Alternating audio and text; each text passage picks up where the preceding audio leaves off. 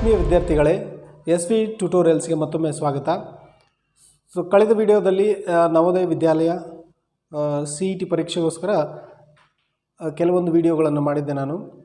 ಇವತ್ತಿನ ದಿನ ಕಾರ್ಟೆಟ್ಗೆ ಸಂಬಂಧಪಟ್ಟಂಥ ಅಂದರೆ TETಗೆ ಸಂಬಂಧಪಟ್ಟಂಥ ಕೆಲವೊಂದು ಪ್ರಶ್ನೆಗಳನ್ನು ತಗೊಂಡು ಬಂದಿದ್ದೀನಿ. ಓಕೆ, ಕಾರ್ಟೆಟಲ್ಲಿ ಗಣಿತಕ್ಕೆ ಸಂಬಂಧಪಟ್ಟಂಥ ಮೊದಲನೇ ಅಧ್ಯಾಯ ಸಂಖ್ಯಾ ಪದ್ಧತಿಯಲ್ಲಿ ಕೆಲವೊಂದು ಪ್ರಮುಖ ಪ್ರಶ್ನೆಗಳನ್ನು ಆಯ್ದುಕೊಂಡು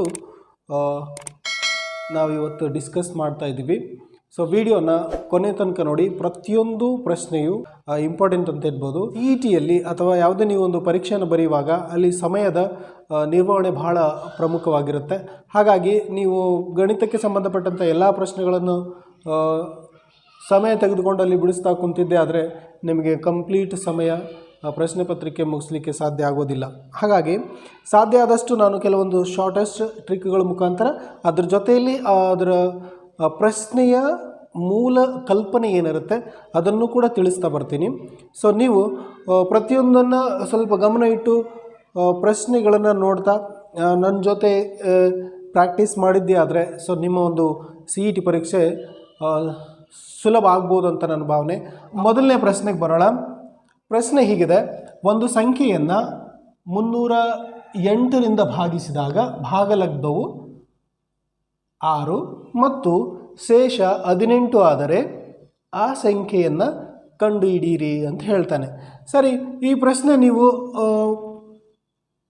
308 ಯಾವುದೋ ಒಂದು ಸಂಖ್ಯೆ ಇದೆ, ಒಂದು ಸಂಖ್ಯೆಯನ್ನು 308ರಿಂದ ಭಾಗಿಸಿದಾಗ ಭಾಗಲಬ್ಧ 6 ಮತ್ತು ಶೇಷ 18 ಆದರೆ ಆ ಸಂಖ್ಯೆ ಯಾವುದು ಅಂತ ಹೇಳ್ತಾನೆ. ಒಂದು ಸಂಖ್ಯೆಯನ್ನು ಭಾಗಿಸಿದಾಗ ನಮಗೆ ಅಲ್ಲಿ 4 ಪ್ರಮುಖ ಅಂಶಗಳನ್ನು ಗೊತ್ತು ಮಾಡ್ಕೋಬೇಕಾಗುತ್ತೆ. ಸೊ ಈ ಸರಿಸುಮಾರು ಎಲ್ರಿಗೂ ಈ ಒಂದು ಅಂಶಗಳು ಗೊತ್ತಿರುತ್ತೆ, ಆದರೂ ಕೂಡ ನಾನು ತಿಳಿಸ್ತೀನಿ ಇಲ್ಲಿ.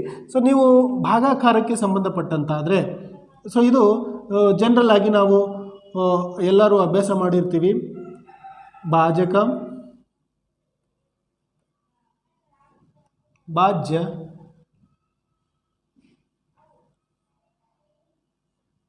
ಇಲ್ಲಿ ಭಾಗಲಬ್ಧ,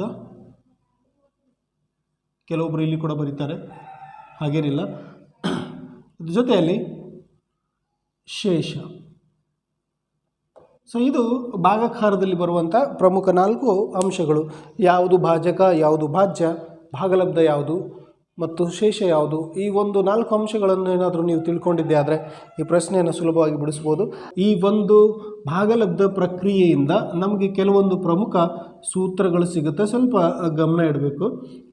ನೋಡಿ, ನೀವು ಭಾಜ್ಯನ ಕಂಡುಹಿಡಬೇಕಾಗಿತ್ತು ಅಂದರೆ ಭಾಜ್ಯ ಸಮವಾಗಿದೆ ಭಾಜಕ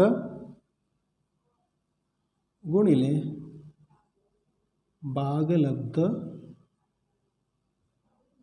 ಪ್ಲಸ್ ಶೇಷ.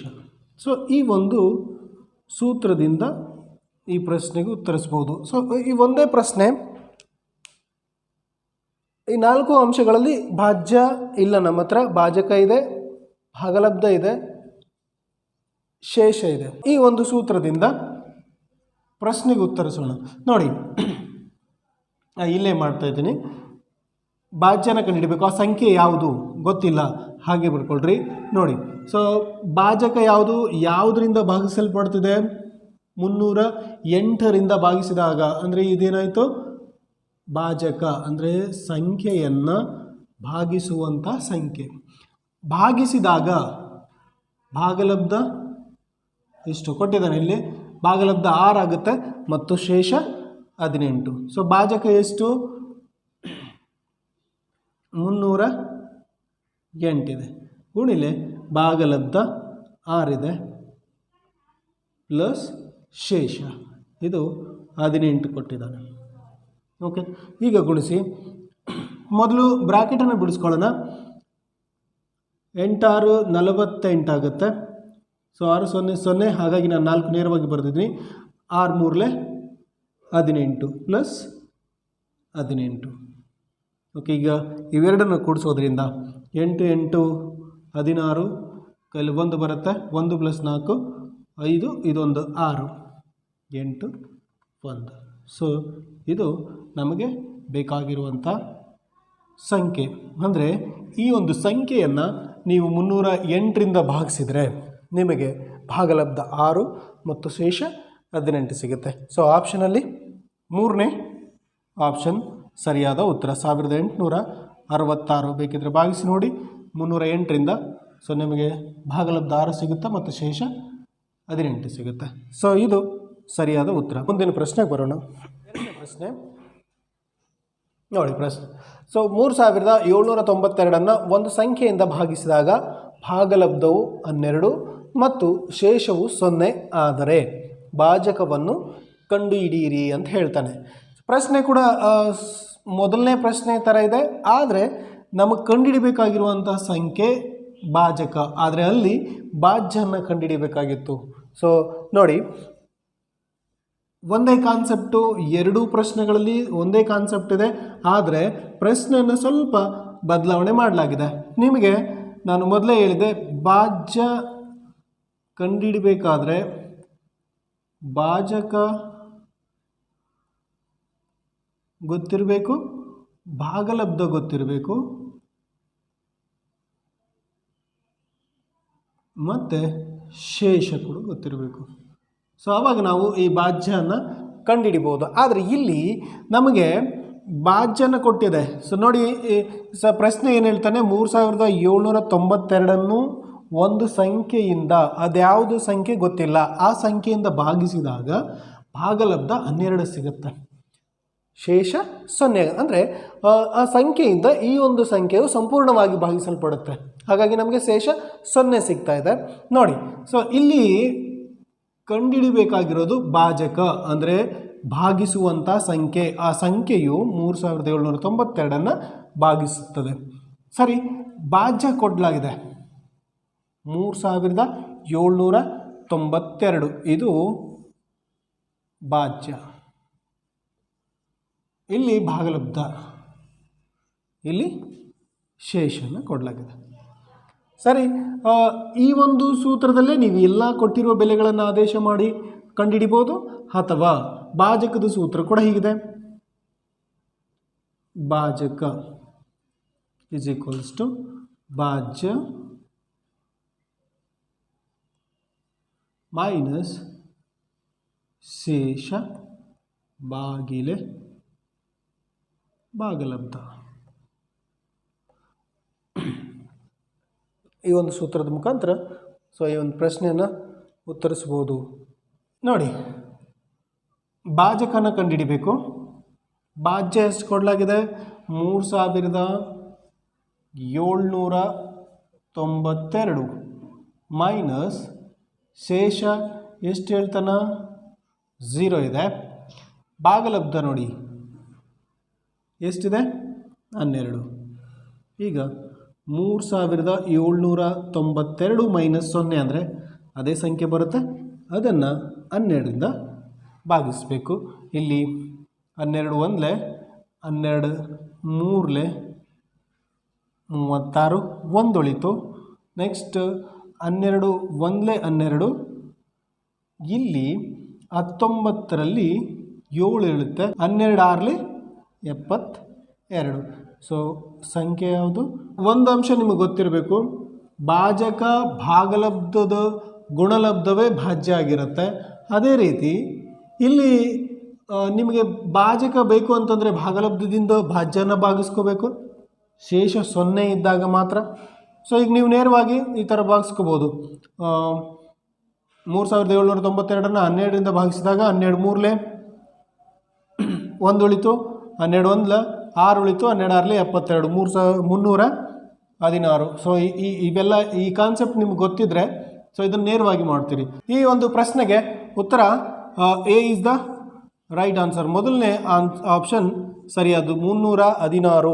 ಸೊ ಮುಂದಿನ ಪ್ರಶ್ನೆಗೆ ಹೋಗೋಣ. ಮುಂದಿನ ಪ್ರಶ್ನೆ ನೋಡೋಣ.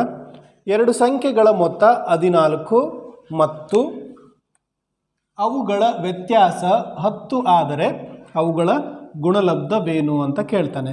ಮೊತ್ತ ವ್ಯತ್ಯಾಸ ಎರಡನ್ನು ಕೊಡಲಾಗಿದೆ. ಸೊ ಈ ಎರಡು ಕೊಟ್ಟು ನಮ್ಗೆ ಗುಣಲಬ್ಧನ ಕೇಳ್ತಾ ಇದ್ದಾನೆ, ಅವುಗಳ ಗುಣಲಬ್ಧನ ಕೇಳ್ತಾ ಇದ್ದಾನೆ. ಸರಿ, ನಾವು ಸಂಖ್ಯೆಗಳನ್ನು ಆ ಎರಡು ಸಂಖ್ಯೆಗಳನ್ನು ಒಂದು ಎ ಮೊದಲನೇ ಸಂಖ್ಯೆ ಎ ಮೊದಲ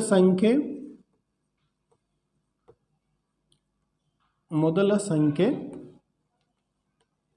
ಎ ಮತ್ತು ಇನ್ನೊಂದು ಅಂದರೆ ಎರಡನೇ ಸಂಖ್ಯೆ ಬಿ ಆಗಿರಲಿ. ಅಂದರೆ ನಾವು ಊಹಿಸ್ಕೊಳ್ತಾ ಇದ್ದೀವಿ ಎರಡು ಸಂಖ್ಯೆಗಳು. ಹಾಗಾದರೆ ಮೊತ್ತ ಅಂದ್ರೇನು? ಮೊದಲನೇ ಸಂಖ್ಯೆ ಎ ಮತ್ತು ಎರಡನೇ ಸಂಖ್ಯೆ ಬಿ ಆಗಿದ್ದರೆ ಇವುಗಳ ಮೊತ್ತ ಏನಾಗುತ್ತೆ? ಸೊ ನಾವು ಎ ಪ್ಲಸ್ ಬಿ ಅಂತ ಹೇಳ್ಬೋದು. ಮೊದಲನೇ ಸಂಖ್ಯೆ ಮತ್ತು ಎರಡನೇ ಸಂಖ್ಯೆ ಅವುಗಳ ಮೊತ್ತ ಎ ಪ್ಲಸ್ ಬಿ ಅಂತ ಹೇಳ್ಬೋದು. ಸೊ ಅವ್ರು ಕೊಡ್ತಾರೆ ಎರಡು ಸಂಖ್ಯೆಗಳ ಮೊತ್ತ ಅಂದರೆ A plus B is equals to 14. ಹಾಗೆ ಮುಂದುವರೆದು ಅವುಗಳ ವ್ಯತ್ಯಾಸ ಅಂದರೆ minus A minus B is equals to 10 ಅಂತ ಹೇಳ್ತಾನೆ. ಸೊ ಈಗ ನಾವು ಅವುಗಳ ಗುಣಲಬ್ಧ ಅಂದರೆ A into B is equals to ಎಷ್ಟು, or A into B is equals to ಎಷ್ಟು, ಎರಡೂ ಒಂದೇ. ನಾನು ಇದನ್ನು ಇಂಟು ಸೈನ್ ಹಾಕಿ ಬರೆದಿದ್ದೀನಿ. ಓಕೆ. ಸೊ ಈಗ ಈ ಪ್ರಶ್ನೆಗೆ ಉತ್ತರಿಸಬೇಕಾಗಿತ್ತು ಅಂತಂದರೆ ನಾವು ಇಲ್ಲಿ ಎರಡು ಬೀಜೋಕ್ತಿಗಳಲ್ಲಿದೆ. A plus B is equals to 14 and A minus B is equals to 10 ಅಂತ ಹೇಳ್ತಾನೆ.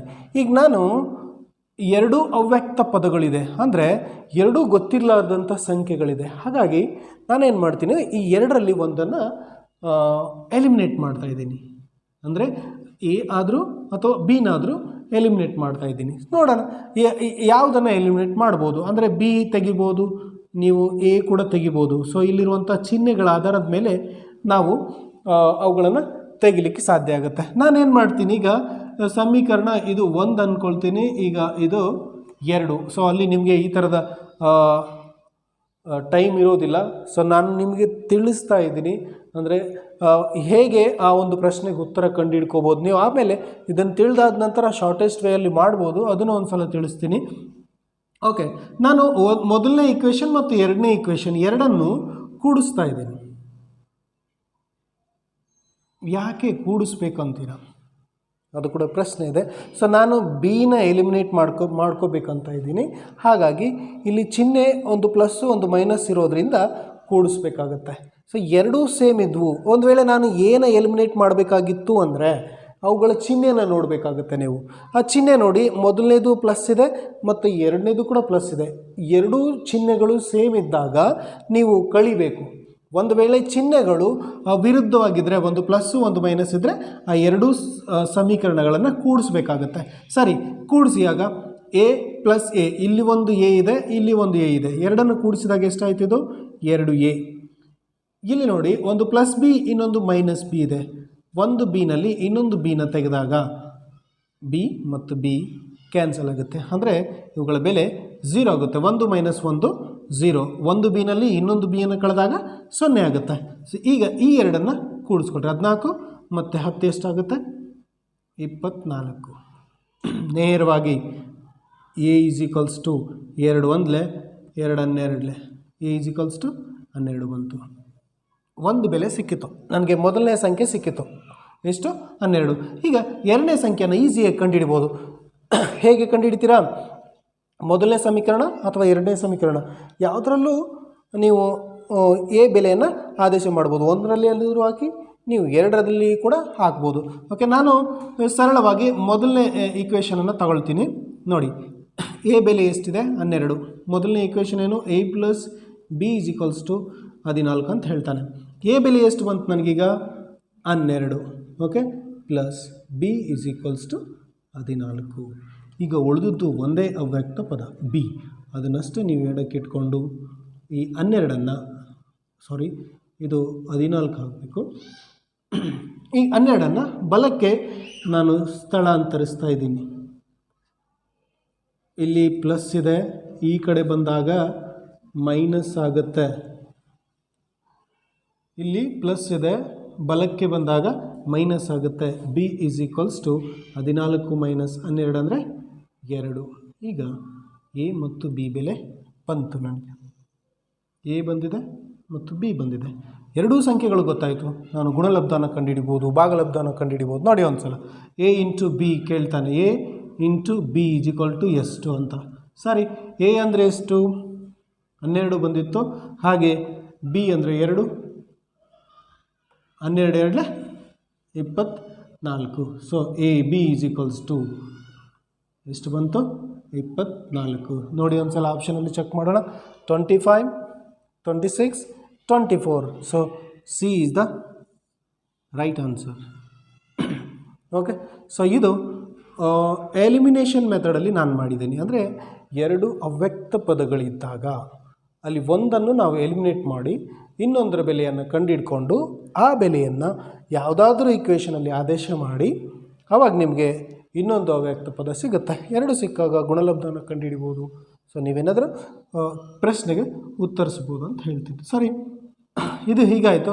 ಒಂದು ವೇಳೆ ನಿಮ್ಗೆ ಇನ್ನೂ ಶಾರ್ಟೆಸ್ಟ್ ವೇಯಲ್ಲಿ, ಸೊ ನೀವು ಇದೆಲ್ಲ ಈಕ್ವೇಷನ್ ಮಾಡಿಕೊಂಡು ಅಥವಾ ಅದನ್ನು ಸಬ್ಸ್ಟಿಟ್ಯೂಟ್ ಮಾಡಿಕೊಂಡು ಕಂಡುಹಿಡಿಯೋಕ್ಕೆ ಅಲ್ಲಿ ಟೈಮ್ ಜಾಸ್ತಿ ತಗೊಳ್ತದೆ ಅಂತಂದರೆ ನೀವಿನ್ನೂ ಸಿಂಪಲ್ ಆ್ಯಂಡ್ ಶಾರ್ಟೆಸ್ಟ್ ವೇನಲ್ಲಿ ಕಂಡುಹಿಡಿಬೋದು. ಓಕೆನಾ? ನೋಡಿ, short trick. A into B ಕಂಡುಹಿಡಿಬೇಕಾಗಿದೆ. ಓಕೆ, ಎ ಇಂಟು ಬಿ ಕಂಡುಹಿಡಿಬೇಕಂತಂದರೆ ಕೊಟ್ಟಿರುವಂಥ ಮೊತ್ತ ಮತ್ತು ವ್ಯತ್ಯಾಸಗಳನ್ನು ಇದು ಎ ಅಂದ್ಕೊಂಡು ಇದನ್ನು ಬಿ ಅಂತ ಅಂದ್ಕೊಂಡ್ರೆ A plus B into A minus B ಮಾಡಿ ಈ ಒಂದು ಗುಣಲಬ್ಧನ 4ರಿಂದ ಭಾಗಿಸಿದರೆ ಮೊತ್ತ ಮತ್ತು ವ್ಯತ್ಯಾಸದ ಗುಣಲಬ್ಧ ಮಾಡಿ ಇದನ್ನು 4ರಿಂದ ಭಾಗಿಸಿದ್ರೆ ನಿಮ್ಗೆ ನೇರವಾಗಿ ಆನ್ಸರ್ ಸಿಗುತ್ತೆ. ಏನು ಈ ಕೊಟ್ಟಿರುವಂಥ ಮೊತ್ತ ಎ ಪ್ಲಸ್ ಬಿ ಅಂದರೆ ಎ ಅಂದರೆ 14, 14 ಪ್ಲಸ್ ಬಿ ಅಂತಂದರೆ 10 into 14 minus 10. Okay, so divided by 4. 3 ಸ್ಟೆಪ್ಪಲ್ಲಿ ಮುಗಿತದೆ. 14 ಪ್ಲಸ್ 10 24 ಆಯಿತು ಗುಣಿಲೆ. ಸೊ 14 ಮೈನಸ್ 10 ಅಂತಂದರೆ ಇದು 4 ಆಯಿತು. Divided by 4. ನಾವು 4 and 4 cancels. What is the answer? 24. ಒಂದು ಸಲ ನೋಟ್ ಮಾಡ್ಕೊಳ್ಳಿ ನೀವು ಬೇಕಿದ್ರೆ. ಪ್ರಶ್ನೆ ಹೀಗಿರಬೇಕಷ್ಟೇ. ಅವುಗಳ ಮೊತ್ತ, ಎರಡು ಸಂಖ್ಯೆಗಳ ಮೊತ್ತ ಮತ್ತು ವ್ಯತ್ಯಾಸ ಕೊಟ್ಟು ಅವುಗಳ ಗುಣಲಬ್ಧನ ಕೇಳಿದರೆ ಸೊ ನೀವು ಈ ಒಂದು ಶಾರ್ಟೆಸ್ಟ್ ವೇಯನ್ನು ಯೂಸ್ ಮಾಡಿಕೊಂಡು ನೇರವಾಗಿ ಪ್ರಶ್ನೆಗೆ ಉತ್ತರನ ಕಂಡುಹಿಡಿಬೋದು. ಸೊ ಕ್ಯಾಲ್ಕುಲೇಷನ್ ನಿಮ್ಮದು ಸ್ಪೀಡಾಗಿತ್ತು ಅಂತಂದರೆ you can go with this way or you may this. So ಎರಡು ತಿಳಿಸಿದ್ದೀನಿ. ಈಗ ಮುಂದಿನ ಪ್ರಶ್ನೆಗೆ ಬರೋಣ. ಅದಕ್ಕಿಂತ ಮುಂಚೆ ನಾನು ಕಳೆದ ಒಂದು ಪ್ರಾಬ್ಲಮನ್ನು ಮಾಡಿದ್ದೆ. ಆ ಪ್ರಾಬ್ಲಮ್ಗೆ ಸಂಬಂಧಪಟ್ಟಂಥ ಸೇಮ್ ಒಂದು ಕ್ವಶನ್ ಡ್ರಿಲ್ಗೋಸ್ಕರ ನಾನು ಕೊಡ್ತಾ ಇದ್ದೀನಿ. ಆ ಪ್ರಶ್ನೆ ಅಂದರೆ ಕಳೆದ ಪ್ರಶ್ನೆಗೆ ಸಿಮಿಲರ್ ಪ್ರಾಬ್ಲಮ್, ಅದೇ ಥರದ ಪ್ರಾಬ್ಲಮನ್ನು ನಾನು ಸ್ಕ್ರೀನ್ ಮೇಲೆ ಕೊಟ್ಟಿರ್ತೀನಿ. ಸೊ ನೀವು ಅದನ್ನು ಪ್ರಾಕ್ಟೀಸ್ ಮಾಡಿ ಬಂದಿರುವಂಥ ಆನ್ಸರನ್ನು ನನ್ನ ಕಮೆಂಟ್ ಮುಖಾಂತರ ತಿಳಿಸ್ಬೋದು. ಈಗ ಮುಂದಿನ ಪ್ರಶ್ನೆಗೆ ಬರೋಣ ಬನ್ನಿ. ಒಂದು ಸಂಖ್ಯೆಯ ಮತ್ತು ಆ ಸಂಖ್ಯೆಯ ವರ್ಗದ ಮೊತ್ತವು 156 ಆದರೆ ಆ ಸಂಖ್ಯೆ ಯಾವುದು? 12, 13, 14 ಅಥವಾ 15? ಸೊ ಇಲ್ಲಿ ಆಪ್ಷನನ್ನು ಕೊಡಲಾಗಿದೆ. ನಾನು ಮೊದಲು ಬೇಸಿಕ್ ಅಂದರೆ ಅದನ್ನು ಯಾವ ಥರ ನಾವು ಬಿಡಿಸ್ಬೇಕು, ಮ್ಯಾಥಮೆಟಿಕಲ್ ಎಕ್ಸ್ಪ್ರೆಷನ್ ಮುಖಾಂತರ ಅವುಗಳನ್ನು ಬಳಸ್ಕೊಂಡು ಯಾವ ಥರ ಬಿಡಿಸ್ಬೇಕು ಅದನ್ನು ಹೇಳ್ತೀನಿ. ಆಮೇಲೆ ಕೆಲವೊಂದು ಪ್ರಾಬ್ಲಮ್ಗೆ ನೀವು ಆಪ್ಷನನ್ನು ಹಿಡ್ಕೊಂಡೇ ಆನ್ಸರ್ ಕಂಡ್ಕೋಬೋದು. ಆ್ಯಂಡ್ ಐ ಥಿಂಕ್ ಇದು ಒಂದು ಬೆಟರ್ ವೇ ಅಂತ ನನಗನ್ನಿಸುತ್ತೆ. ಸೊ ನೀವು ಕೇವಲ ಆಪ್ಷನ್ಸ್ ಮತ್ತು ಪ್ರಶ್ನೆಯನ್ನು ಟ್ಯಾಲಿ ಮಾಡೋದ್ರ ಮುಖಾಂತರ ಯಾವ ಥರದ ಸೂತ್ರ ಅಥವಾ ಇನ್ಯಾವುದು ಮ್ಯಾಥಮೆಟಿಕಲ್ ಸಿಂಪ್ಲಿಫಿಕೇಷನ್ ಆಗಿರಲಿ ಯಾವುದೇ ಅವಶ್ಯಕತೆ ಇರಲಾರ್ದೆ ನೀವು ನೇರವಾಗಿ ಒಂದು ಪ್ರಾಬ್ಲಮ್ಗೆ ಆನ್ಸರನ್ನು ಕಂಡುಹಿಡ್ಕೋಬೋದು. ಅದು ಕೂಡ ಮ್ಯಾಕ್ಸಿಮಮ್ ಇರುತ್ತೆ. ಬಟ್ ನಾನೊಂದು ವಿಷಯನ ಏನು ಹೇಳ್ತೀನಿ ಅಂತಂದರೆ ನೀವು ಜಾಸ್ತಿ ಪ್ರಾಕ್ಟೀಸ್ ಮಾಡಬೇಕು. ಸೊ ಪ್ರಾಕ್ಟೀಸ್ ಮಾಡೋದ್ರಿಂದ ಗಣಿತ ಸುಲಭ ಆಗುತ್ತೆ ಹೊರತಾಗಿ ಕೇವಲ ನೋಡೋದ್ರ ಮುಖಾಂತರ ಹೀಗೆ ಇದಾಗೆ ಅಂಥೇಳಿ ಸೊ ಕಲ್ಪನೆಯಲ್ಲಿದ್ದರೆ ಮಾತ್ರ ಮ್ಯಾಥ್ಸು ಅಸಾಧ್ಯವಾದದ್ದು. ಸೊ ಮ್ಯಾಥ್ಸ್ ಯಾವಾಗ ನಿಮ್ಗೆ ಸುಲಭ ಅಂತಂತಂದರೆ ಪ್ರತಿಯೊಂದು ಪ್ರಶ್ನೆಯನ್ನು ಎತ್ಕೊಂಡು ಅದನ್ನು ಸ್ವತಃ ಪ್ರಾಕ್ಟೀಸ್ ಮಾಡಿ ಎಷ್ಟು ಎರರ್ ಆಗುತ್ತೆ ಅಷ್ಟು ನೀವು ಕರೆಕ್ಷನ್ ಮಾಡಲಿಕ್ಕೆ ಸಾಧ್ಯತೆ ಇರುತ್ತೆ. ಹಾಗಾಗಿ ಜಾಸ್ತಿ ಪ್ರಶ್ನೆಗಳನ್ನು ತೆಗೆದುಕೊಳ್ರಿ, ಅವುಗಳನ್ನು ಪ್ರಾಕ್ಟೀಸ್ ಮಾಡಿರಿ. ನೀವು ಖಂಡಿತವಾಗಿಯೂ ಮ್ಯಾಥ್ಸನ್ನು ಸುಲಭವಾಗಿ ಸಾಲ್ವ್ ಮಾಡಲಿಕ್ಕೆ ಮತ್ತು ಅದರಲ್ಲಿ ಔಟ್ ಆಫ್ ಮಾರ್ಕ್ಸನ್ನು ತೆಗೆದುಕೊಳ್ಳಲಿಕ್ಕೆ ಸಾಧ್ಯತೆಗಳಿರುತ್ತೆ. ಸೊ ಈಗ ಪ್ರಶ್ನೆಗೆ ಬರೋಣ. ಸಂಖ್ಯೆ ಇದೆ ಗೊತ್ತಿಲ್ಲ, ಯಾವುದೋ ಒಂದು ಸಂಖ್ಯೆ ಅಂತ ಅಂದ್ಕೊಳ್ರಿ. ಆ ಸಂಖ್ಯೆ ಮತ್ತು ಸಂಖ್ಯೆಯ ವರ್ಗದ ಮೊತ್ತ 156 ಆಗುತ್ತೆ. ಸೊ ಈಗ ನಾನೇನು ಮಾಡ್ತೀನಿ ಅಂತಂದರೆ, ಸೊ ಆ ಸಂಖ್ಯೆ ಯಾವುದು ಅಂತ ಗೊತ್ತಿಲ್ಲ, ಆ ಸಂಖ್ಯೆಯನ್ನು ನಾನು ಅಜುಮ್ಷನ್ ಮಾಡ್ಕೊಂಡ್ಬಿಡೋಣ.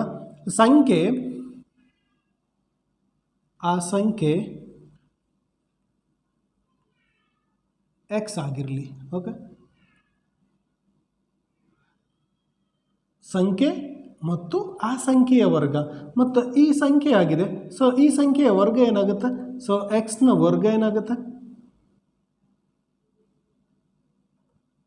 ಇದು ಎಕ್ಸ್ ಸ್ಕ್ವೇರ್ ಆಗುತ್ತೆ.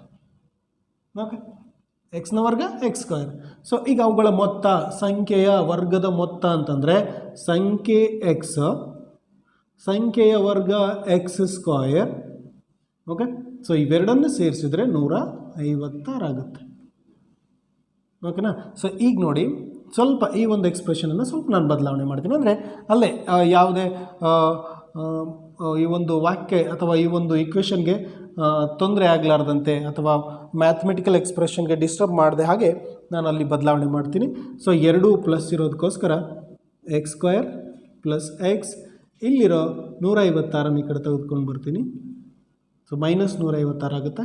ಸೊ ಈ ಕಡೆ 0 ಉಳಿತದೆ. ಸೊ ಈಗ ಇದು ನೀವು ಕ್ವಾಡ್ರಾಟಿಕ್ ಇಕ್ವೇಷನ್ ಅಂತ ಕರಿತೀವಿ. ವರ್ಗ ಸಮೀಕರಣದ ರೂಪದಲ್ಲಿ ಇದೆ. ಸೊ ಇದನ್ನು ನೀವು ಸುಲಭವಾಗಿ ಬಿಡಿಸ್ಕೋಬೋದು. 156ನ ಬಿಡಿಸ್ತಾ ಇದ್ದೀನಿ ನಾನು. ಹೇಗೆ ಅಂತಂದರೆ ಮಧ್ಯದ ಪದ ಬರುವ ಹಾಗೆ ಬಿಡಿಸ್ಕೊಳ್ತಾ ಇದ್ದೀನಿ. 13 12 ಅಥವಾ 12 13. ಸೊ ಈಗ ನಾನು ಈ ಮಧ್ಯದ ಪದನ ಬಿಡಿಸಿ ಬರಿತಾ ಇದ್ದೀನಿ. X square plus 13x minus 12x minus 156 0. ಅಂದರೆ ನಾನು 1x ಹೀಗೆ ಬರೆದಿದ್ದೀನಿ. 13ರಲ್ಲಿ 12 ತೆಗೆದ್ರೆ 1x ಬರುತ್ತೆ. ಹಾಗಾಗಿ 1x ಬರೆಯೋದನ್ನು ಈ ಥರ ಸ್ಪ್ಲಿಟ್ ಮಾಡಿ ಬರೆದಿದ್ದೀನಿ. ಅಂದರೆ ಗುಂಪು ಮಾಡಲಿಕ್ಕೆ ಅನುಕೂಲ ಆಗಲಿಕ್ಕೆ ಬರೆದಿದ್ದೀನಿ ನಾನು. ಸೊ ಈಗ ಮಧ್ಯದ ಪದವನ್ನು ಬಿಡಿಸಿ ಬರೆದಾದ ನಂತರ ಇವೆರಡನ್ನು ಗುಂಪು ಮಾಡ್ಕೋಬೇಕು. ಸೊ ಇಲ್ಲಿ ಗುಂಪು ಮಾಡಿದ ಮೇಲೆ ಒಂದು ಕಾಮನ್ ಅಂಶಗಳಿರುತ್ತೆ, ಇಲ್ಲಿಯೂ ಮತ್ತು ಇಲ್ಲಿಯೂ. ಸೊ ಈ ಒಂದು ಮೊದಲನೇ ಗುಂಪಲ್ಲಿ ಏನೋ ಒಂದು ಕಾಮನ್ ಇದೆ, ಇಲ್ಲಿಯೂ ಎಕ್ಸ್ ಇದೆ ಮತ್ತು ಇಲ್ಲಿ ಕೂಡ ಇದೆ. ಹಾಗಾಗಿ ನಾನು ಎಕ್ಸನ್ನು ಹೊರಗೆ ತೆಗೆದಾಗ ಒಳಗಡೆ ಎಕ್ಸ್ ಉಳೀತು ಪ್ಲಸ್ 13. ಓಕೆ, ಸೊ ಈಗ ನೋಡಿ ಈ ಎರಡು ಪದಗಳಲ್ಲಿ ಮೈನಸ್ ಕಾಮನ್ ಇದೆ ಮತ್ತು ಇಲ್ಲಿಯೂ 12 ಇದೆ ಮತ್ತು ಇದ್ರೊಳಗೆ ಕೂಡ 12 ಇದೆ. 12 13 ಅಂತ ಹೇಳ್ತಾನೆ. ಹೀಗಾಗಿ ನಾನು 12 ಹೊರಗೆ ತೆಕ್ಕೋತೀನಿ. ಒಳಗೆ ಉಳಿದಿದ್ದು ಎಕ್ಸ್ ಪ್ಲಸ್ 13. ಓಕೆ, ಈಗ ನೋಡಿರಿ ಮತ್ತೆ ಇಲ್ಲಿ ಮತ್ತು ಇಲ್ಲಿ ಗಮನಿಸಿದಾಗ ನಿಮಗೆ ಎಕ್ಸ್ ಪ್ಲಸ್ 13 ಕಾಮನ್ ಸಿಗುತ್ತೆ. ಉಳಿದದ್ದು x minus 13 is equal to 0 and this also 0. So ಇಲ್ಲಿ ಏನು ಹೇಳ್ತಾನೆ ನೋಡ್ರಿ, ಎರಡು ಸಂಖ್ಯೆಗಳ ಗುಣಲಬ್ಧ 0ಗೆ ಸಮನಾದರೆ ಆ ಎರಡೂ ಸಂಖ್ಯೆಗಳು 0ಗೆ ಸಮನಾಗಿರುತ್ತೆ. ಅಂದರೆ x plus 13 is equals to 0, x minus 12 is equals to 0. ಈಗ ಎಕ್ಸ್ ಇಸ್ ಈಕ್ವಲ್ಸ್ ಟು ಈ ಪ್ಲಸ್ 13 ಆಚೆ ಕಳಿಸಿದರೆ ಮೈನಸ್ 13 ಆಗುತ್ತೆ. ಇಲ್ಲಿ x is equal to minus 12 ಆಚೆ ಕಳಿಸಿದರೆ ಪ್ಲಸ್ 12 ಆಗುತ್ತೆ. ಸೊ ನಾವು ಯಾವಾಗಲೂ ಧನಾತ್ಮಕ ಸಂಖ್ಯೆಯನ್ನು ಆಯ್ಕೆ ಮಾಡ್ಕೊಳ್ತೀವಿ. ಹಾಗಾಗಿ ನಾನು ಇಲ್ಲಿ 12 ಆಯ್ಕೆ ಮಾಡ್ಕೊಳ್ತೀನಿ. ಈ ಪ್ರಶ್ನೆಗೆ ಉತ್ತರ ನಿಮಗೆ 12 ಆಗುತ್ತೆ. ಸ್ವಲ್ಪ ಲೆಂಗ್ದಿ ಆಯ್ತಲ್ಲ, ವರ್ಗ ಸಮೀಕರಣ ಮಾಡ್ಕೋಬೇಕು, ಅದನ್ನು ಮಧ್ಯದ ಪದನ ಸ್ಪ್ಲಿಟ್ ಮಾಡಬೇಕಾಗತ್ತೆ, ಆಮೇಲೆ ಕಾಮನ್ ತೊಗೋಬೇಕು. ಸೊ ಏನೆಲ್ಲ ಮಾಡಬೇಕು, ಇಷ್ಟೆಲ್ಲ ಕಸರತ್ತು ಮಾಡ್ಕೋಬೇಕಾಗತ್ತೆ. ಸೊ ಈ ಥರ ನೀವು ಅಲ್ಲಿ ಪ್ರಶ್ನೆಯನ್ನು ಬಿಡಿಸಲಿಕ್ಕೆ ಅಷ್ಟೊಂದು ಟೈಮ್ ಇರೋದಿಲ್ಲ. ಈ ಒಂದು ಆಪ್ಷನಿಂದ ಈ ಪ್ರಶ್ನೆಗೆ ಉತ್ತರಿಸಲಿಕ್ಕೆ ನೋಡೋಣ. ಸ್ವಲ್ಪ I think it's a better way ಅಂತ ಅಂದ್ಕೊಳ್ತೀನಿ. ನೋಡಿ, ಮೊದಲನೇ ಆಪ್ಷನ್ ಇದೆ. ಸೊ ಅದನ್ನೇ ಚೆಕ್ ಮಾಡ್ಕೊಂಬಿಡೋಣ. ಸಂಖ್ಯೆ ಯಾವುದು ಅಂತಂದರೆ ಅದು 12 ಅಂದ್ಕೊಂಬಿಡೋಣ. ಓಕೆ, ಪ್ಲಸ್ ಅದ್ರ ವರ್ಗ 144 ಆಗುತ್ತೆ. ಸಂಖ್ಯೆ 12. ಸೊ ಇದು ಶಾರ್ಟೆಟ್. I think it's a better way. ಇದೆಲ್ಲ ಲೆಂಗ್ದಿ ಆಗುತ್ತೆ. ನೀವು ಇಷ್ಟೆಲ್ಲ ಮಾಡಬೇಕಾದ್ರೆ ಇಲ್ಲಿ ಸಮಯ ಸಿಗೋದಿಲ್ಲ. ನೋಡಿ ಇಲ್ಲಿಂದ ಇಷ್ಟೆಲ್ಲ ಸ್ಟೆಪ್ಸ್ ಮಾಡಬೇಕಾಗುತ್ತೆ. ವರ್ಗ ಸಮೀಕರಣ ನಾವು ಮತ್ತೆ ಬೀಜಗಣಿತಕ್ಕೆ ಹೋಗಿ ಆನ್ಸರನ್ನು ತಗೊಂಡು ಬಂದಿದ್ದೀವಿ. ಸೊ ಅದು ಅಷ್ಟೊಂದು ಕಷ್ಟ ಆಗುತ್ತೆ. ನಿಮಗೆ ಆಪ್ಷನ್ ಒಂದು 4 ಇರುತ್ತೆ, ಅದರಲ್ಲಿ ಒಂದಿಷ್ಟು ಗೆಸ್ ಮಾಡ್ಕೊಂಡು ನೀವು ಚಾನ್ಸಸ್ ಸಿಗುತ್ತೆ. ಸಂಖ್ಯೆ ನಾವೇನು 12 ಅಂದ್ಕೊಂಡಿದ್ದೀವಿ, ಇದರ ವರ್ಗ 12 ವರ್ಗ 144 ಆಗುತ್ತೆ. ಓಕೆ, ಸೊ ಈಗ ಇವೆರಡನ್ನು ಕೂಡಿಸ್ರಿ. 12 + 144 ಇದು 6 ಆಯಿತು, ಇದು 5 ಆಯಿತು, 156 ಬಿಟ್ ಆಫ್ ಸೆಕೆಂಡಲ್ಲಿ ಬಂತು. And it is very simple. ಈ ಟ್ರಿಕ್ಸನ್ನು ಯೂಸ್ ಮಾಡಿಕೊಂಡು ಅಥವಾ ನೀವು ಕೆಲವೊಂದು ಪ್ರಶ್ನೆಗಳಿಗೆ ಆಪ್ಷನ್ಗಳ ಮುಖಾಂತರ ಹೋದರೆ ತುಂಬ ಈಸಿಯಾಗಿ ಉತ್ತರನ ಕಂಡ್ಕೋಬೋದು ನೀವು. ಓಕೆನಾ? ಈಗ 13 ತೊಗೊಂಡ್ರೆ ನೋಡಿ, 13 ತೊಗೊಂಡ್ರೆ ಸಂಖ್ಯೆ 13 ಅಂದ್ಕೊಳ್ಳೋಣ, ಅದು 13 ಪ್ಲಸ್ ಸಂಖ್ಯೆ ಮತ್ತು ಅದರ ವರ್ಗ. ಈಗ 13ರ ವರ್ಗ 169 ಆಗುತ್ತೆ. ಸೊ ಈ ಕೂಡಿಸಿ ಅದನ್ನು 12 ಆಗುತ್ತೆ. 2 ಮತ್ತು ಇಲ್ಲಿ 6 8 ಇದೆ, ಇಲ್ಲಿ 1 ಇದೆ, 182 ಆಯಿತು. ಸೊ ನಮಗೇನು ಹೇಳ್ತಾನೆ, 156 ಬೇಕು, ರೈಟ್? ಸೊ ಮೊದಲನೇ ಆಪ್ಷನ್ ಸರಿಯಾಗಿದೆ. ನೀವು ಹಾಗೇ 12 ಅಂತ ಗೆಸ್ ಮಾಡ್ಕೋಬೇಕು, ಅದರ ವರ್ಗ ಅದರ ಜೊತೆ ಮೊತ್ತ ಅಂತಂದರೆ ಕೂಡಿಸಿಬಿಡಬೇಕು, 152 ಸಿಗುತ್ತೆ. So 12 is the right answer. 12 ಸರಿಯಾದಂಥ ಉತ್ತರ. ಮುಂದಿನ ಪ್ರಶ್ನೆ ಹೀಗಿದೆ: a/a + b = 17/23 ಆದರೆ a+b = a - b ಎಷ್ಟು ಅಂತ ಕೇಳ್ತಾನೆ. ಸೊ ಇಲ್ಲಿ ಯಾವುದೇ ಥರದ ಸೂತ್ರಗಳಿರೋದಿಲ್ಲ, ಕೇವಲ ಅನುಪಾತ ಮತ್ತು ಸಿಂಪ್ಲಿಫಿಕೇಷನ್ ನಿಮಗೆ ಗೊತ್ತಿದ್ದರೆ ಸಾಕು, ಆ ಒಂದು ಪ್ರಶ್ನೆಗೆ ಉತ್ತರಿಸ್ಬೋದು. ಓಕೆನಾ? ತುಂಬ ಸುಲಭದ ಪ್ರಶ್ನೆ ನೋಡಿ. a/a + b = 17/23 ಆದರೆ a+b a - b = ಎಷ್ಟು ಅಂತ ಕೇಳ್ತಾನೆ. ಅಂದರೆ ನಿಮಗೆ a ಮತ್ತು bಗಳ ಬೆಲೆ ಗೊತ್ತಿರಬೇಕು ಆವಾಗ. ಸೊ ಈ ಒಂದು ಕ್ವಶನನ್ನು ನೀವು ಉತ್ತರಿಸ್ತೀವಿ. ಇಲ್ಲಿ ಜಾಸ್ತಿ ಟೈಮ್ ತಗೊಳ್ಳೋದಿಲ್ಲ. ನೋಡಿ ಒಂದು ಸಲ ಪ್ರಶ್ನೆನ, ಕೊಟ್ಟಿರುವಂಥ ಅಂಶ ನೋಡಿ, a/a + b = 17/23 ಅಂತ ಹೇಳ್ತಾನೆ. ಓಕೆ, ಸೊ ನಾವು ಬೈ ದಿಸ್ ಇದರಿಂದ ನಮ್ಗೆ 2 ಅಂಶಗಳು ಗೊತ್ತಾಗುತ್ತೆ. a = 17 and a + b = 23. ಇಲ್ಲಿ ಕೊಡ್ತಾನೆ. ಈ ಅನುಪಾತ ನಿಮಗೆ ಗೊತ್ತಿರಬೇಕು, ಅನುಪಾತದ ಕೆಲವೊಂದು ಲಕ್ಷಣಗಳು ನಿಮಗೆ ಗೊತ್ತಿರಬೇಕು. ಆವಾಗ ನೀವು ಈ ಥರದ ಈಕ್ವೇಷನನ್ನು ಸಾಲ್ವ್ ಮಾಡಲಿಕ್ಕೆ ಈಸಿ ಆಗುತ್ತೆ. ಸೊ a = 17 ಅಂತ ಅಂದ್ಕೊಳ್ತೀನಿ, a + b = 23. ಸೊ ನಾವು a + b = 23 ಆಗಿದೆ. ಇಲ್ಲಿ a ಎಷ್ಟು ಅಂತ ಹೇಳ್ತಾನೆ, a = 17 and 17 I put the value of a = 17, then b = 23 ಇದೆ. ಓಕೆ, ಸೊ a + b ಅಂದರೆ 23 ಅಂತ ಕೊಡ್ತಾನೆ ಇಲ್ಲಿ. ಓಕೆ, ಸೊ a ಅಂದರೆ 17, ಸೊ ಆ ವ್ಯಾಲ್ಯೂವನ್ನು ನಾನು ಇಲ್ಲಿ ಸಬ್ಸ್ಟಿಟ್ಯೂಟ್ ಮಾಡಿದ್ದೀನಿ. So b as it is. ನಾವು b ಬೇಕಾಗಿದೆ ನಮಗೆ 23 - 7. ಸೊ ಇದು ನಾನು ರಿಟರ್ನ್ ಆಗಿ ತಿಳಿಸ್ತಾ ಇದ್ದೀನಿ. You can do this problem as well in your own mind. So 23ನಲ್ಲಿ 17 ಕಳೆದ್ರೆ ಎಷ್ಟು ಉಳಿತೋ ಅದು b ವ್ಯಾಲ್ಯೂ ಆಗಿರುತ್ತೆ. ಈ 17 ಆಗಿದ್ದರೆ ಇದರಲ್ಲಿ 17 ಕಳಿಬೇಕು, ಆವಾಗ b ವ್ಯಾಲ್ಯೂ ಸಿಗುತ್ತೆ. 23 - 17 23 - 17 ಅಂತಂದರೆ ಇಲ್ಲಿ ನೋಡಿ ಎಷ್ಟು ಉಳೀತು, ಇಲ್ಲಿ 6 ಉಳೀತದೆ. b = 6, right? a ವ್ಯಾಲ್ಯೂ ಬಂತು, ನಮಗೆ b ವ್ಯಾಲ್ಯೂ ಬಂತು. ಸೊ a = 17 ಅಂತ ಹೇಳ್ತಾನೆ. ಈಗ a + b ಅನ್ನು ಮಾಡ್ಬೋದಲ್ಲ, ಬನ್ನಿ ಹಾಗಾದರೆ. ಸೊ a + b 17 + 6 ಅಂತಂದರೆ 23. ಸೊ ವೆರ್ ಇಟ್ ಈಸ್, 2ರಲ್ಲಿದೆ, ಇಲ್ಲಿದೆ, ಇದಂತೂ ಆಗೋದಿಲ್ಲ, ಇದು ಆಗೋದಿಲ್ಲ. a + b ನೋಡಿ, a = 17 + 6 ಎಷ್ಟಾಯಿತು, 23. 23 ಸಿ ಆ್ಯಂಡ್ ಡಿ ಆಪ್ಷನಲ್ಲಿದೆ. ಆ್ಯಂಡ್ a - b ಅಂದರೆ ಏನಲ್ಲಿ ಬಿನ ಕಳಿಬೇಕು. 17 - 6 ಎಷ್ಟಾಯಿತು, 11 ಆಯಿತು. Wear it is, C is the right answer. ತುಂಬ ಸುಲಭ, ಇಲ್ಲಿ ಯಾವುದೇ ಥರದ ಕ್ಯಾಲ್ಕುಲೇಷನ್ ಇಲ್ಲ, ಕೇವಲ ನಿಮಗೆ ಅನುಪಾತ ಅವುಗಳ ಲಕ್ಷಣಗಳು ಗೊತ್ತು ಮಾಡ್ಕೊಂಡಿದ್ರೆ ಸಾಕು. ಸೊ ನೀವು ಈ ಒಂದು ಪ್ರಶ್ನೆಗೆ ಉತ್ತರಿಸ್ಬೋದು. ಇಲ್ಲಿ ನೀವು ನೇರವಾಗಿ ಇಲ್ಲಿನೇ ಕ್ಯಾಲ್ಕುಲೇಟ್ ಮಾಡ್ಬೋದು. ಓಕೆ, ಈಗ ಮುಂದಿನ ಪ್ರಶ್ನೆಗೆ ಹೋಗೋಣ. ಈಗ ಮುಂದಿನ ಪ್ರಶ್ನೆಗೆ ಬರೋಣ. ಒಂದು ಸಂಖ್ಯೆಯ 4ನೇ ಒಂದು ಭಾಗವನ್ನು ಆ ಸಂಖ್ಯೆಯ 3ನೇ ಒಂದು ಭಾಗದಿಂದ ಕಳೆದರೆ 12 ಬರುತ್ತದೆ. ಹಾಗಾದರೆ ಆ ಸಂಖ್ಯೆ ಯಾವುದು ಅಂತ ಹೇಳ್ತಾನೆ. ಸೊ ಇಲ್ಲಿ ಯಾವುದೋ ಒಂದು ಸಂಖ್ಯೆ ಇದೆ, ಅದರ 1/4 1/3 ಕಳೆದ್ರೆ ನಮಗೆ ಒಂದು ಸಂಖ್ಯೆ ಬರುತ್ತೆ, ಅದು 12. ಹಾಗಾದರೆ ಆ ಸಂಖ್ಯೆ ಯಾವುದು ಅಂತ ಕೇಳ್ತಾನೆ. ಸೊ ನಮಗೆ ಆ್ಯಕ್ಚುಲಿ ಸಂಖ್ಯೆ ಯಾವುದು ಅಂತ ಗೊತ್ತಿಲ್ಲ. ಅದರ ಈ ಭಾಗವನ್ನು ಈ ಭಾಗದಿಂದ ಕಳೆದರೆ, ಅಂದರೆ ಇದರಿಂದ ಇದನ್ನು ಕಳೆದರೆ ನಿಮಗೆ ಆ ಸಂಖ್ಯೆ ಬರಬೇಕು. ಓಕೆ, ಸೊ ನೇರವಾಗಿ ಸಂಖ್ಯೆ ಯಾವುದು ಅಂತ ಅಂದ್ಕೊಳ್ಳೋಣ. ಆ ಸಂಖ್ಯೆ ನೀವು ಇದನ್ನು ಆಪ್ಷನ್ ಮುಖಾಂತರ ಮತ್ತು ನೇರವಾಗಿ ಕ್ಯಾಲ್ಕುಲೇಷನ್ ಮುಖಾಂತರ, ಸೊ 2 ವಿಧದಲ್ಲಿ ನಾನು ಮಾಡಿ ತೋರಿಸ್ತೀನಿ. ಮೊದಲನೇ ವಿಧ ನೋಡಿ. ಸೊ ಸಂಖ್ಯೆಯನ್ನು ಊಹಿಸ್ಕೊಳ್ಳೋದ್ರಿಂದ ಸಂಖ್ಯೆ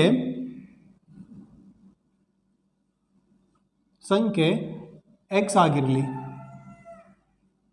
ಓಕೆ, ಆ ಸಂಖ್ಯೆ x ಆಗಿತ್ತು ಅಂತಂದರೆ ಅದರ 1/4 ಭಾಗ ಏನಾಗಿರುತ್ತೆ? 1/4 x ಆಗುತ್ತೆ, ರೈಟ್? ಅಂದರೆ ಗುಣಿಲೆ x. ಸೊ ಇದನ್ನು ನಾನು x/4 ಅಂತ ಕೂಡ ಬರಿಬೋದು. 1 × x is x/4. So next ಅದರ 1/3 ಭಾಗ, ಇದು 1/3 ಭಾಗ. ಸಂಖ್ಯೆ ಯಾವುದು? x ಅಂತ ಅಂದ್ಕೊಂಡಿದ್ದೀವಿ. ಹಾಗಾದರೆ ಆ 1/3 ಭಾಗ ಏನಾಗುತ್ತೆ? 1/3 × x ಆಗುತ್ತೆ. And I can write this as x/3. ನಾವು ಯಾರಿಂದ ಯಾರನ್ನು ಕಳಿಬೇಕು ಅಲ್ಲಿ ಹೇಳ್ತಾನೆ, 1/3 ಭಾಗದಿಂದ ಕಳೆದರೆ ಯಾರನ್ನು? 1/4 ಈ ಭಾಗವನ್ನು. ಸೊ ಆ ಭಾಗದಿಂದ ಕಳೆದ್ರೆ ನಿಮಗೆ 12 ಸಿಗುತ್ತೆ ಅಂತ ಹೇಳ್ತೇನೆ. ಹಾಗಾಗಿ ನಾನೇನು ಮಾಡ್ತೀನಿ ನೋಡ್ರಿ, x/3 ಈ ಭಾಗದಿಂದ x/4 ಭಾಗವನ್ನು ಕಳೆದಾಗ ನಿಮ್ಗೆ ಉತ್ತರ ಎಷ್ಟು ಸಿಗುತ್ತೆ? 12 ಸಿಗುತ್ತೆ ಅಂತ ಹೇಳ್ತಾನೆ. ಸೊ ಕ್ವಶನ್ ಮುಖಾಂತರ ಇದು ಎಕ್ಸ್ಪ್ರೆಷನ್ ರೆಡಿಯಾಗಿದೆ ನಮಗೆ. ಸೊ ಈಗ ನಾವು ಸಿಂಪ್ಲಿಫೈ ಮಾಡ್ಕೋಬೋದು. ಛೇದಗಳು ಸಮವಿಲ್ಲ, ಇದು ಭಿನ್ನ ರಾಶಿಯಲ್ಲಿದೆ. ನೋಡಿ, ಈಗ 3 ಮತ್ತು 4ರ ಲಾಸ 12 ಬರುತ್ತೆ. 4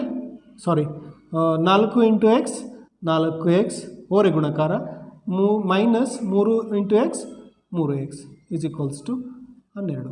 ಈಗ 4x ಅಲ್ಲಿ 3x ಕಳೆದ್ರೆ ಒಂದೇ x ಉಳಿತು. ಈಗ ಎಕ್ಸನ್ನು ಆಚೆ ತಗೊಂಡು ಬನ್ನಿ. 12 × 12 ಆಯಿತು. x = 144. So this is the answer. Easy ಇದೆ. ಆದರೆ ನೀವು ಸಂಖ್ಯೆ ಯಾವುದು ಅಥವಾ ಅದನ್ನು ನೀವು ಊಹಿಸ್ಕೊಳ್ಳೋದ್ರ ಮುಖಾಂತರ ಕೂಡ ಮಾಡ್ಬೋದು.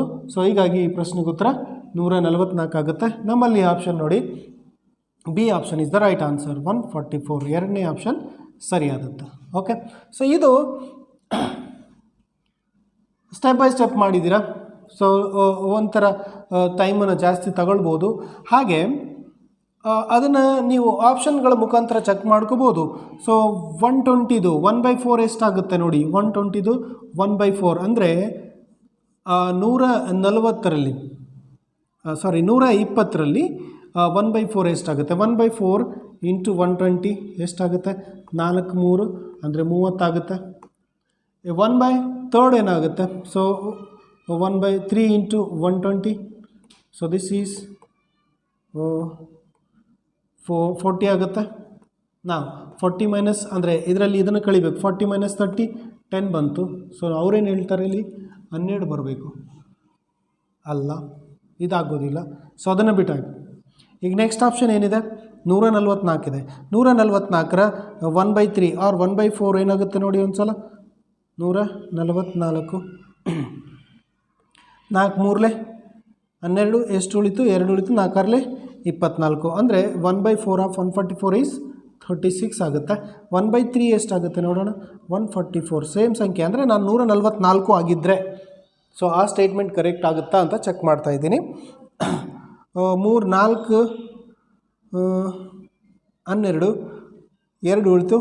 3 8 24. ಈಗ ಇದು 48 ಆಯಿತು.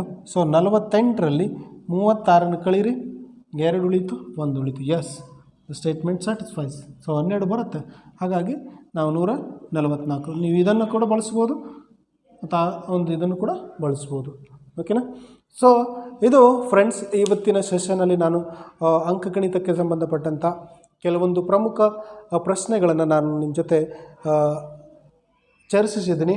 ಸೊ ಪ್ರತಿಯೊಂದು ಪ್ರಶ್ನೆ ಭಾಳ ಇಂಪಾರ್ಟೆಂಟ್ ಆಗಿರುತ್ತೆ ಅಂತ ನನ್ನ ಭಾವನೆ, ಮತ್ತು ಇದರಿಂದ ನಿಮಗೆ ತುಂಬ ಅನುಕೂಲ ಆಗುತ್ತೆ, ಅನುಕೂಲ ಆಗಿದೆ ಅಂತ ಅಂದ್ಕೊಳ್ತೀನಿ. ಸೊ ಈ ವಿಡಿಯೋ ನಿಮಗೆ ಇಷ್ಟ ಆದರೆ ಲೈಕ್ ಮಾಡಿ, ಶೇರ್ ಮಾಡಿ, ಮತ್ತು ನಮ್ಮ ಚಾನಲನ್ನು ಇನ್ನೂ ಸಬ್ಸ್ಕ್ರೈಬ್ ಮಾಡಲಿಲ್ಲ ಅಂತಂದರೆ ಪ್ಲೀಸ್ ಸಬ್ಸ್ಕ್ರೈಬ್ ಮಾಡಿ ಅಂತ ಹೇಳ್ತಾ, ಸೊ ಇವತ್ತಿನ ಸೆಷನನ್ನು ಮುಗಿಸ್ತಾ ಇದ್ದೀನಿ. Thank you. ಆ್ಯಂಡ್ ಫ್ರೆಂಡ್ಸ್, ಇನ್ನೊಂದು ವಿಷಯ, ನಾನು ಒಂದೊಂದು ಲೆಕ್ಕವನ್ನು ಮಾಡ್ತಾ ಇರಬೇಕಾದ್ರೆ ಸೊ ಅದೇ ಥರದ ಸೇಮ್ ಕಾಪಿ ಆಫ್ ಪ್ರಾಬ್ಲಮ್ ಅಂದರೆ ಸಿಮಿಲರ್ ಪ್ರಾಬ್ಲಮ್ಸನ್ನು ನಾನೊಂದು ಸಾಲ್ವ್ ಮಾಡಿದ್ದೀನಿ. ಒಂದನ್ನು ನಿಮಗೋಸ್ಕರ ಸ್ಕ್ರೀನ್ ಮೇಲೆ ಕೊಟ್ಟಿದ್ದೀನಿ. ಆ ಸ್ಕ್ರೀನ್ ಮೇಲೆ ಇರುವಂಥ ನೀವು ಪ್ರಾಬ್ಲಮನ್ನು ನೋಟ್ ಮಾಡಿಕೊಂಡು ಪಾಸ್ ಮಾಡ್ಕೊಂಡು ನೋಡ್ಕೋಬೋದು. ಪಾಸ್ ಮಾಡಿ ನೋಟ್ ಮಾಡಿಕೊಂಡು ಅದಕ್ಕೆ ಸೊಲ್ಯೂಷನನ್ನು ಕಂಡುಹಿಡಿದು ಸೊ ನೀವೆಲ್ಲ ಒಂದು ಬಂದಿರುವಂಥ ಆನ್ಸರನ್ನು ಶಾರ್ಟೆಸ್ಟ್ ವೇಯಿಂದ ಕ್ಯಾಲ್ಕುಲೇಟ್ ಮಾಡಿ ಆನ್ಸರನ್ನು ಕಮೆಂಟ್ ಬಾಕ್ಸಲ್ಲಿ ತಿಳಿಸ್ಬೋದು.